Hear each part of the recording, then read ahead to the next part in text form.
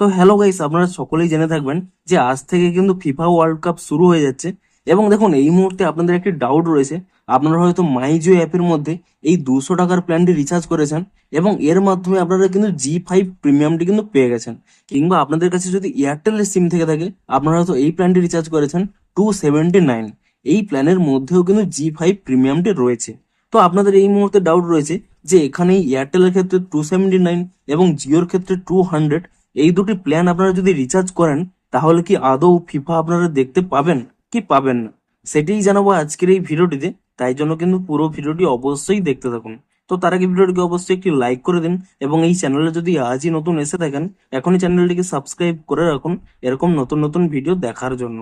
তো সিম্পলি দেখুন, আপনারা যদি ভেবে থাকেন যে আপনাদের এখানে জিও সিম থাকলে 200 টাকা রিচার্জ করবেন, কিংবা আপনাদের এয়ারটেল সিম থাকলে আপনারা এই 279 টাকা রিচার্জ করবেন, তাহলে কিন্তু আপনাদের ভুল হবে।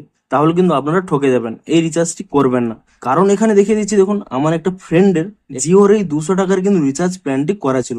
এবং আপনাদের এখানে দেখুন স্ক্রিনশট দেখিয়ে দিচ্ছি। দেখুন জি5 অল অ্যাক্সেস এখানে কিন্তু অ্যাক্টিভ রয়েছে এবং মান্থলি প্ল্যানও রয়েছে। কিন্তু যখনই দেখুন এখানে ফিফা অপশানে চলে আসছে, এখানে দেখুন স্পষ্টই বলে দিচ্ছে আপগ্রেড প্ল্যান।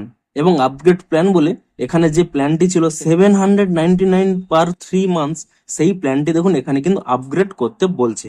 অর্থাৎ আপনাদের যদি জিওর 200 প্ল্যানও থেকে থাকে কিংবা এয়ারটেলের 279 প্ল্যান থেকে থাকে, আপনারা জি5 এর অন্যান্য কন্টেন্ট দেখতে পাবেন, কিন্তু ফিফা অর্থাৎ লাইভ কোনো স্পোর্টস কিন্তু দেখতে পাবেন না। তার জন্য কিন্তু আপনাদের অবশ্যই এখানে কিন্তু এই 799-এর কিন্তু প্ল্যানটি রিচার্জ করতে হবে। তবে এখানে সুবিধা রয়েছে, এখানে এই 3 ডিভাইসের জন্য পেয়ে যাবেন। অর্থাৎ আপনারা কিন্তু 3জন ফ্রেন্ড মিলেও এই প্ল্যানটি কিন্তু রিচার্জ করতে পারেন। তবে এটি শিওর হয়ে যান যে জিওর 200 প্ল্যান এবং এয়ারটেলের 279 প্ল্যান যদি আপনারা রিচার্জ করেন, তাহলে কিন্তু ফিফা আপনারা কিন্তু লাইভ দেখতে পাবেন না। তো ভিডিওটি যদি একটু হেল্পফুল বলে মনে হয়, অবশ্যই একটি লাইক করে দিন। দেখা হচ্ছে আর কোনো ইন্টারেস্টিং ভিডিওর সাথে। Thanks for watching.